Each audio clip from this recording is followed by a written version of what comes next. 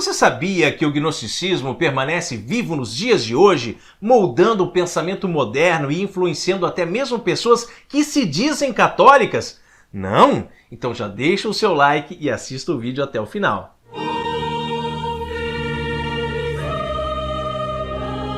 Vinde, ó Deus, em meu auxílio, socorrei-me sem demora. Embora tenha sido duramente combatida pela Igreja já nos primeiros séculos da era cristã, a heresia gnóstica nunca foi completamente aniquilada, ressuscitando assim várias vezes, né? E sob diversas formas ao longo da história recente. Esse já é o nosso 5º vídeo da série sobre a história da Igreja. Você está acompanhando? Se você perdeu os vídeos anteriores, basta procurar pela playlist com esse nome, né? Mas que nós vamos deixar também aqui embaixo na descrição do vídeo, ok? O gnosticismo teve seu auge na época de Valentino e foi duramente combatido pela Igreja, na pessoa de Santo Irineu, conforme nós já vimos aqui. Esse pensamento pareceu ter sido aniquilado do seio da Igreja, mas a verdade é que ele se disfarçou e se escondeu, permanecendo vivo assim ao longo da história. Nunca acabou realmente, infelizmente, né? Na Idade Média, lá no finalzinho da Idade Média, aflorou novamente com bastante força através da heresia dos cátaros e dos albigenses e foi combatido pela Santa Inquisição. Mais uma vez a heresia gnóstica se retraiu e pareceu ter desaparecido. Mas só apareceu, hein? No vídeo passado nós contamos sobre o Demiurgo, que segundo o gnosticismo seria um éon rebelde, né, que cometeu uma falta tentando igualar-se a Deus e foi expulso do mundo espiritual. Qualquer semelhança aí com Lúcifer é mera coincidência, né?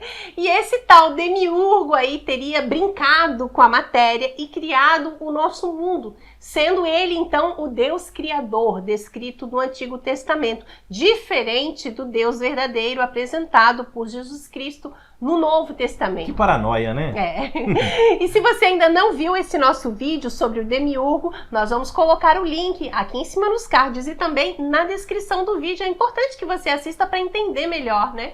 Como nós já estudamos, o gnosticismo era um fenômeno religioso e filosófico no qual se encontrava uma explicação para a origem do mundo e do mal no mundo, de uma forma assim mais plausível que é oferecida pelo cristianismo. Ou seja, inventaram uma explicação ridícula para justificar que toda matéria é má, dizendo que o Deus verdadeiro, Deus de nosso Senhor Jesus Cristo, não criou o mundo, mas que este foi criado por um ser espiritual derivado da degradação dos eões. Que confusão, né? A pretensa racionalidade do gnosticismo atraiu um número considerável de pessoas loucas e acabou por adentrar no seio da igreja nascente e, de certa maneira, como um parasita, né, sugando suas forças e fazendo com que os devotos se tornassem falsos devotos, pois aderiam a uma filosofia estranha ao cristianismo. Olha aí, que perigo, né?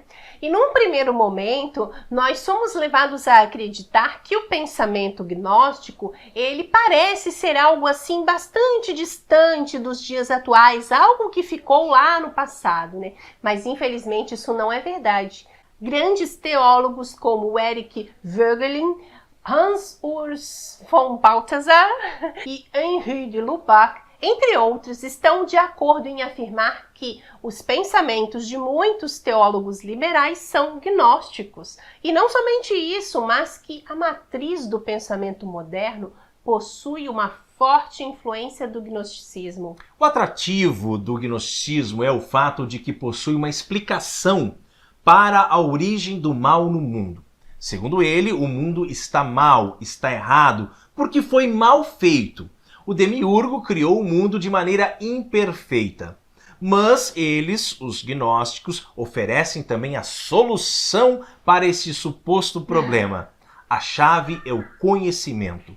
A salvação não é para todos, mas para os escolhidos, os eleitos, os que possuem o segredo. E isso mexe com a vaidade das pessoas, não é mesmo? Com certeza, né? No passado, o gnosticismo atribuía os problemas e a maldade do mundo ao Demiurgo. Atualmente, a culpa de tudo é do sistema, né? Um exemplo muito claro é o pensamento marxista, eminentemente gnóstico. As injustiças do mundo são explicadas por ele por meio da ideologia, né? Um sistema ali de ideias confeccionado para alienar as pessoas, fazendo com que elas não enxerguem o mundo de verdade e fiquem ali aprisionadas no sistema do pensamento, né? A libertação se dá quando a pessoa conhece a teoria crítica do marxismo e nesse momento ela se livra das amarras do sistema. É o típico esquema gnóstico, né? E o filme Matrix reflete o esquema gnóstico numa linguagem moderna. Ele explica que a humanidade está dentro de um programa de computador, ou seja, sistema de ideias que a aprisiona. E no filme, um enviado, no caso o Neo, né, tem como missão libertar o povo da Matrix, levando-o para a realidade. Novamente aí, o pensamento gnóstico.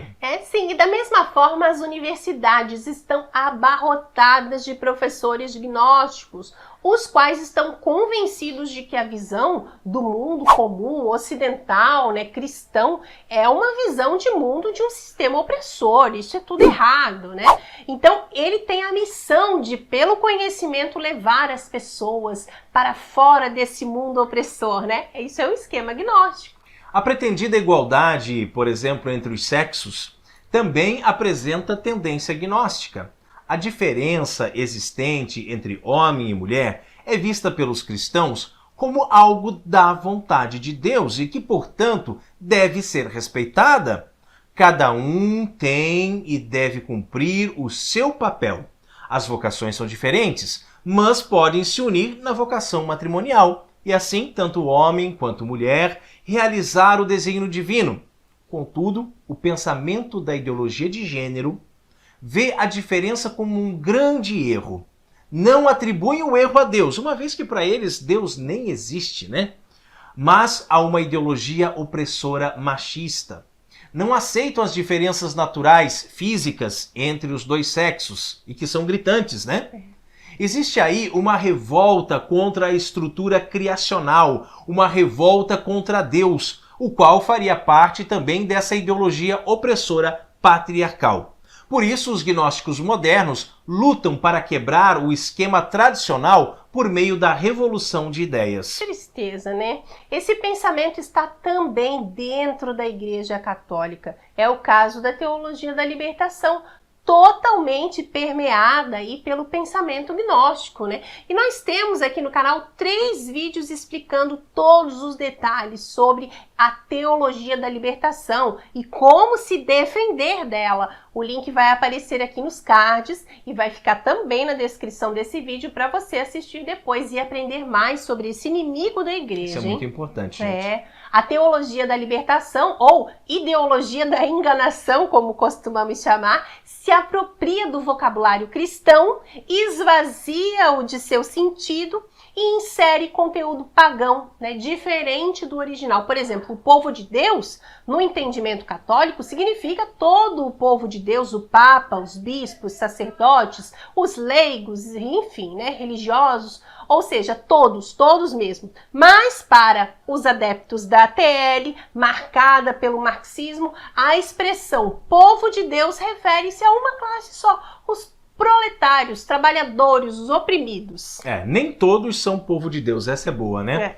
As diferenças hierárquicas dentro da igreja são consideradas absurdas, parte de um sistema opressor que criou uma igreja classista. Segundo eles, o clero não é superior aos leigos, não possui um poder sagrado, mas são tão somente funcionários do povo.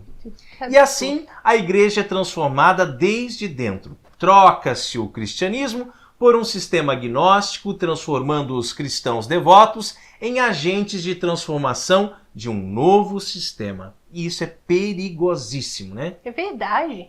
Na filosofia, todo o pensamento hegeliano é gnóstico. Tese, antítese, negativo, positivo, né? A gnose de Hegel entrou para influenciar o cristianismo por meio de um psicólogo, também gnóstico, né? Chamado Carl Gustav Jung.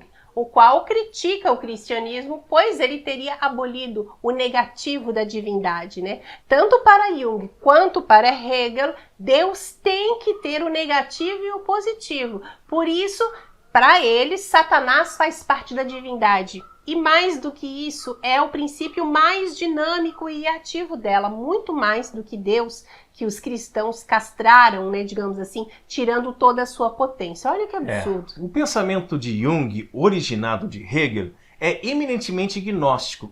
E mesmo assim, existem muitas pessoas dentro da Igreja Católica que creem que Jung é um psicólogo aceitável pelo cristianismo.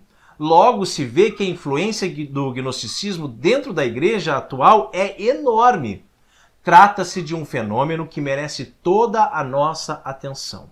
O Monsenhor Luigi Giussani, fundador do movimento Comunhão e Libertação, afirmou que o grande problema do mundo moderno não é o ateísmo, não é o agnosticismo, mas justamente a gnose. É a gnose que faz com que o cristianismo se transforme numa falsidade e, ao mesmo tempo, transforma cristãos devotos em agentes de transformação cultural a quem servem sem ter consciência.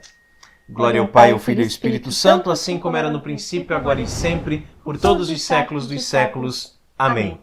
E você, está disposto a estudar a história da igreja com a gente? Disposto a esquecer tudo o que aprendeu com aquele seu professor militante de esquerda, lá que segue os livros do MEC? Então coloque aqui nos comentários, ok? E se você ainda não curtiu esse vídeo, deixe o seu like aqui pra nós, hein? E também compartilhe esse vídeo com mais pessoas. Manda aí pros seus amigos, sua família, nos grupos de WhatsApp lá, né, pra bastante gente, porque isso nos ajuda muito a evangelizar. E se você ainda não é inscrito no nosso canal, inscreva-se agora, é de graça. Ajuda muito o nosso canal a crescer, assim você continua recebendo os nossos vídeos, você acompanha essa nossa série sobre a história da igreja e todo o nosso conteúdo, afinal de contas nós temos vídeos diários, sempre ao meio-dia, além de mais de 100 novenas. Clique também no sininho para você receber todas as nossas atualizações. E se considere também clicar no botão Valeu, é aquele coraçãozinho que está ali do lado do compartilhar aqui embaixo. Fazer a sua doação, caso você tenha gostado, né, de verdade desse vídeo, vai nos ajudar muito a evangelizar. Que Deus abençoe. Salve Maria!